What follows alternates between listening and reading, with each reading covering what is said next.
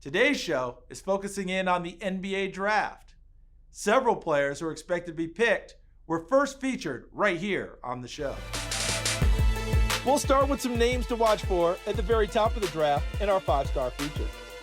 Paolo Banchero lived up to his five-star billing during his time at Duke. Paolo comes from the Seattle area, where there's a proud basketball culture. It's like a big family, everybody who comes out of here, they always come back and they always, give back to the up-and-coming players like me and other people. You can name any pro from here and I guarantee you I've talked to him. Jamal Crawford, I text him all the time. Spencer Hawes and DeJounte Murray, the three that I talk to the most.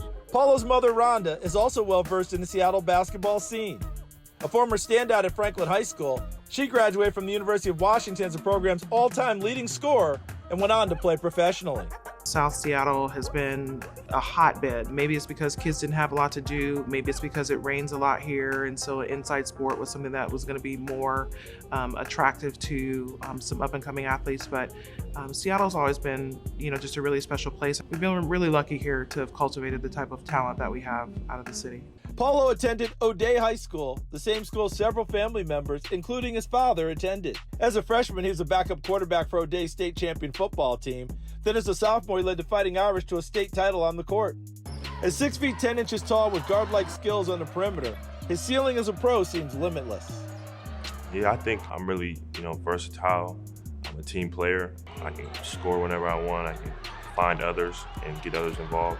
And, I can really do whatever the team needs me to do, whether that's locking up the other team's best player, rebounding, passing, scoring, whatever the team needs me to do, I can do. This is probably the first time that you will ever hear me talk about all the things I like about his game, because I'm a big critiquer of his game usually, but he has been committed and passionate, and he really enjoys being in the gym. He probably has getting more of my persona on the court, which I'm proud of.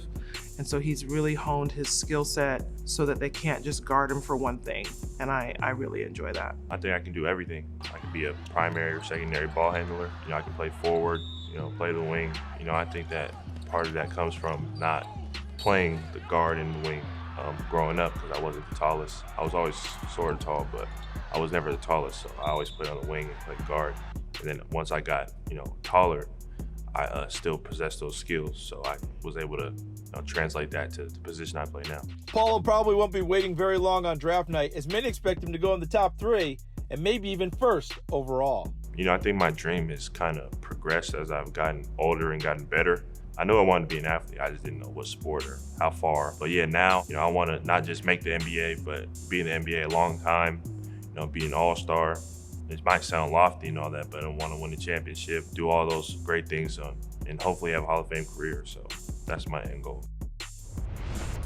Another consideration at the top of the draft is Gonzaga's dynamic big man, Chet Holmgren. The 7-footer has been wowing scouts for years with his incredible ball handling and perimeter game that complement his impressive post skills. The only criticism anyone may have of Chet is his thin frame, as he's 7 feet tall and under 200 pounds. But it hasn't been an issue for him at all so far, and he's almost always the most skilled player on the court anytime he plays. I have a lot of motivations, both personal and, from kind of like, outside of myself. I don't see myself as, somebody who just chooses to take time off. I'm always looking for something to do, some way to improve or, work on something, keep myself busy. So, it's been pretty easy for me to, find my way into a gym or, work on myself in many different ways. Holmgren was the #1 ranked prospect in the 2021 high school class. He was a dominant player at Minnehaha Academy in Minneapolis, where he won 4 state championships and was named the Gatorade National Player of the Year as a senior. His senior year was disrupted quite a bit by COVID shutdowns, but he was happy that he and his fellow seniors were able to finish their career with one more championship. Just made sure I had fun with it because I knew it was my last year.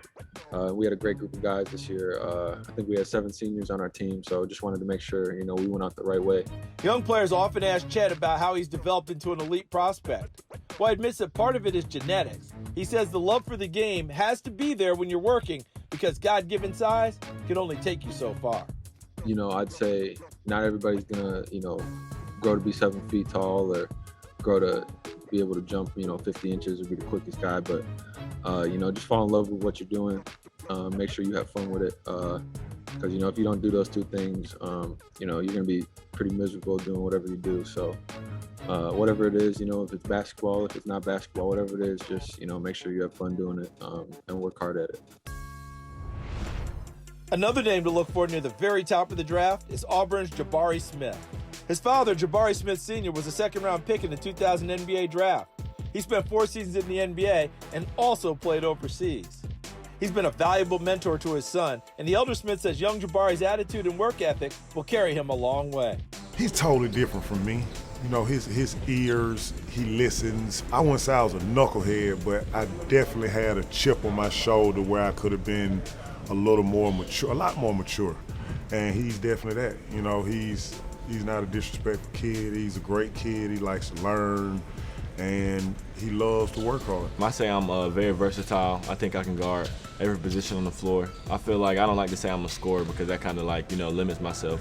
But I say I can just, I'm a good scorer. I'm very unselfish. I think I can defend really well. I think that's my underrated part of my game.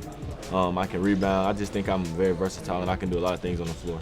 Everybody like to say I was before my time as far as being big, being able to handle the basketball, being able to shoot the basketball, being able to pass it. So in my era, they really didn't let guys do that. It was more of a back to the basket, post up type of era.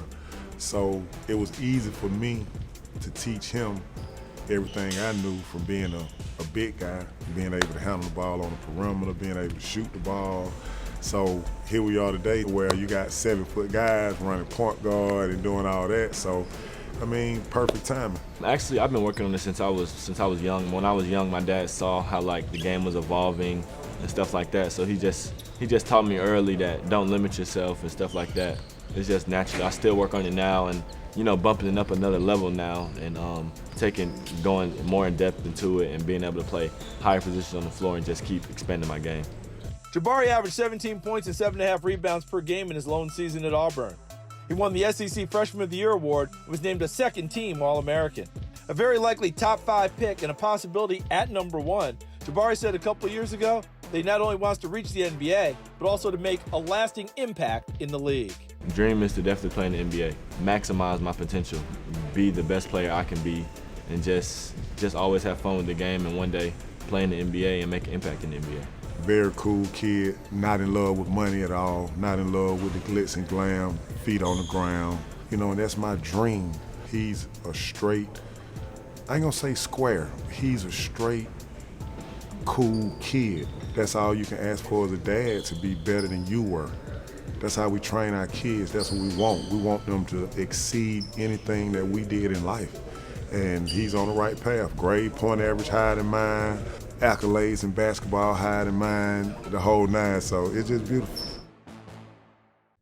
Thanks for checking out Sports Stars of Tomorrow on YouTube. If you enjoyed this video, please be sure to give it a like and please subscribe to our channel so you see all of the latest content.